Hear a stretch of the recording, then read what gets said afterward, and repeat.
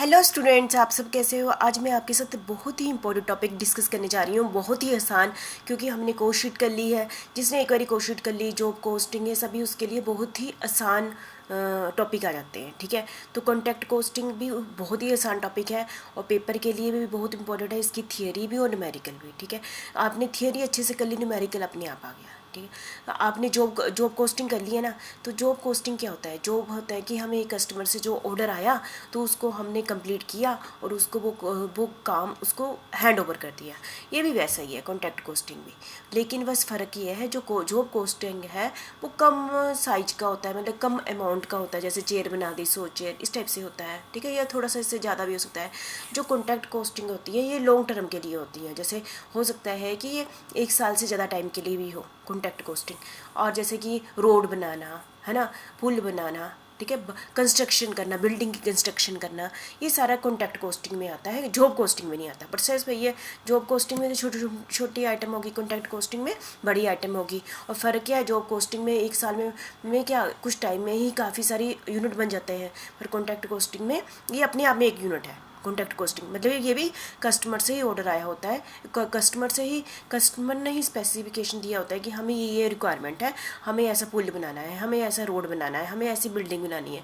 ये कस्टमर की तरफ से ही होता है। ये भी वैसे ही जैसे जॉब कोस्टिंग में भी कस्टमर की तरफ से ही स्पेसिफाई किया होता है, लेकिन ये इसमें बहुत ज़्यादा अमाउंट लगा होता है और ये लॉन्ग टर्म होता है।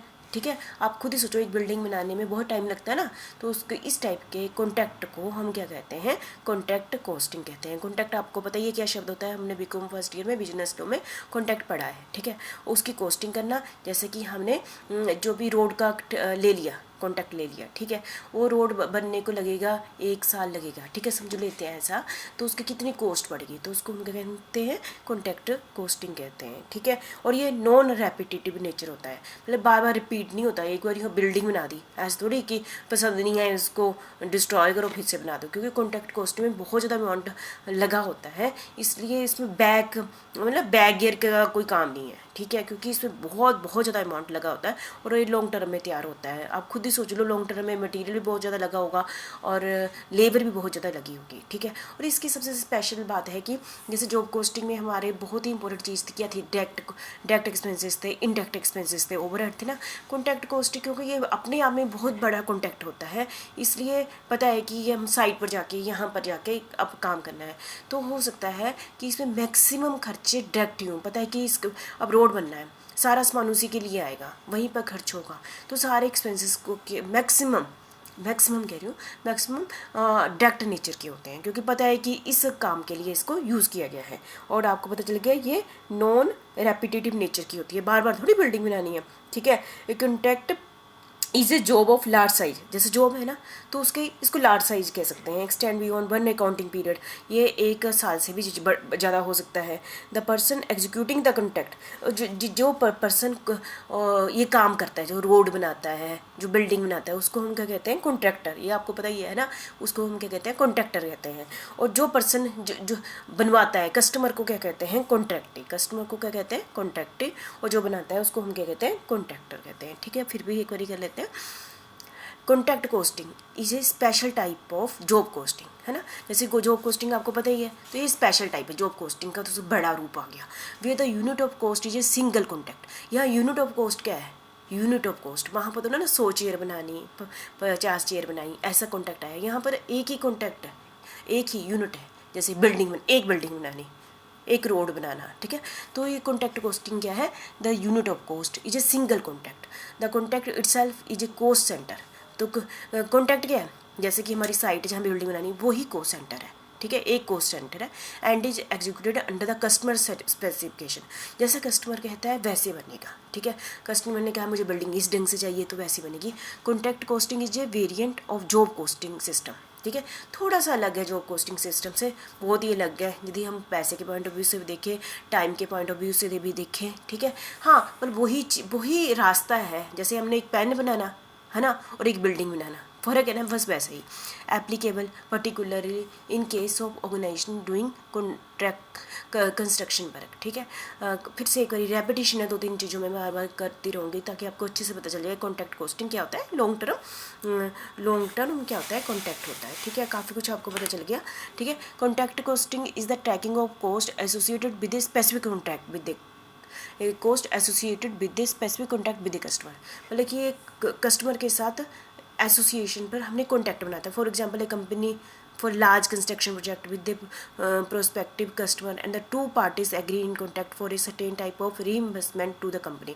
This reimbursement is based at least in part on the cost incurred by the company in order to fulfill the term of the contract. मतलब कि इसमें एक कॉन्टैक्ट होता है, जैसे आपने पढ़ा हुआ है अभी फर्स्ट डे में बिजनेस में आपस में कॉन्टैक्ट होता है कि आपने इतना काम कर दिए तो हम आपको इतना पैसा दे देंगे, ठीक है। क्योंकि इसमें बहुत ज़्यादा पैसा लगता है। जो कॉन्ट्रैक्टर है वो चाहता है कि जब मैंने समझो 25% या 50% काम कर दी तो मुझे कुछ मिल जाए, क्योंकि उसने डायरेक्ट लेबर भी दी होती है, मटेरियल पर भी खर्चा होता है, ये डिपेंड करता है हर चीज़। ऐसा नहीं हम अपनी तरफ से कुछ नहीं कह सकते। इन दोनों के बीच में कैसा कॉन्टैक्ट हुआ कि उन्होंने पेमेंट पहले करनी है, साथ में करनी है, बाद में करनी है, और कैसा काम किस ढंग से काम करना है, ये उन दोनों के बीच के कॉन्टैक्ट का मामला है। बस हमने ये कहना है कॉन्टैक्ट कॉस्टिंग लॉन्ग टर्म होती है, उसमें बहुत ज़्यादा पैसा लगा होता है, ठीक है। Contact costing is an accounting of a long term contact work, आपको बता दिया ये लॉन्ग टर्म कॉन्टैक्ट वर्क होता है। However contact costing is very much similar to job costing है, वैसे जॉब कॉस्टिंग है, देख लो काम तो वही है, प्रोसेस वही है, एक पेन बनाना और बिल्डिंग बनानी है ना, इस टाइप से, but is not the same, है ना। इन कॉन्टैक्ट को cost of each contact is calculated separately. हर एक का, जैसे हमें 2 जगह से ऑर्डर आ गया कि एक बिल्डिंग बनानी है आप उन्ना में, एक बिल्डिंग बनानी है आप आम्ब में, ठीक है, तो दोनों का हम कॉस्टिंग अलग अलग करेंगे। And separate account is open for every contact. और अब उन्ना वाले के लिए भी अलग अकाउंट बनाएंगे, आम्ब वाले के लिए भी अलग अकाउंट बनाएंगे, ठीक है, in the books of contractor के अकाउंट में, ठीक है। टू फाइंड द प्रॉफिट और loss the total cost of the contract is divided into 2 part, work certified and work uncertified. Work certified क्या होता है, वर्क अनसर्टिफाइड क्या होता है, ये हम बाद में करते हैं, पहले आप कॉन्ट्रैक्ट समझ लीजिए, ठीक है। और contract costing is a big job in which work is done on the कॉन्ट्रैक्टिव place. ये कहाँ पर काम होता है, कॉन्ट्रैक्टी के प्लेस पर होता है, जैसे कस्टमर के प्लेस पर होगा, ठीक है, जो जहाँ पर उसकी बिल्डिंग बने, जहाँ पर है ना उसने बोला पूरी बिल्डिंग बनाएगा वो side, not in side the factory premises like job costing. जैसे जॉब कॉस्टिंग में जो भी सामान बनता है, यूनिट्स बनता है, वो उसके घर जो बिजनेसमैन के फैक्ट्री के अंदर बनता है ना, ठीक है। इसमें सारा काम उसकी साइड पर जाके होगा, ठीक है, ये तो आपको पता है। Contract costing is a costing in which each costing initiated is considered as a cost unit and individual account are maintained in the books of account of the contractor for every single contract, ठीक है। तो आप समझ गए मैं आपको क्या करा रही हूँ, कॉन्ट्रैक्ट कॉस्टिंग करा रही हूँ, एक टाइप से ये जॉब कॉस्टिंग जैसा ही है, लेकिन जॉब कॉस्टिंग बहुत ही छोटा सा है, बहुत बड़ा है, ये बहुत ही हो सकता है कि काफ़ी सारे अकाउंटिंग पीरियड लगे, ठीक है, और इसमें पैसा भी बहुत ज़्यादा लगा होता है।